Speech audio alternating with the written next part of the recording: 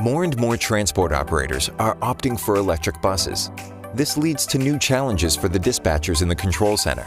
A charging plan might specify for each electric vehicle when to recharge and at which charging station.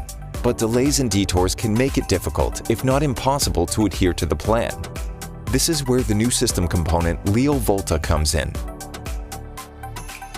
It collects consumption data of electric buses in operation and forecasts the travel time, the expected passenger load level, and the remaining range for each vehicle.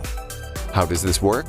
The data is tapped in real time from the CAN bus of each vehicle and centralized via public mobile radio. On this basis, Leo Volta calculates forecasts and makes target to actual comparisons. If the remaining range or the energy balance is insufficient, Leo Volta raises an alarm. The dispatcher then has various functions at his disposal to maintain operations. The information and alarms, once they reach the control system, can also be made accessible to third-party systems via an external interface.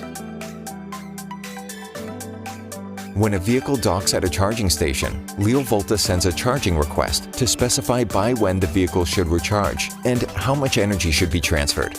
The charging management system then provides a forecast. This forecast is used to display a countdown on the driver's terminal, informing him or her how long the break will last.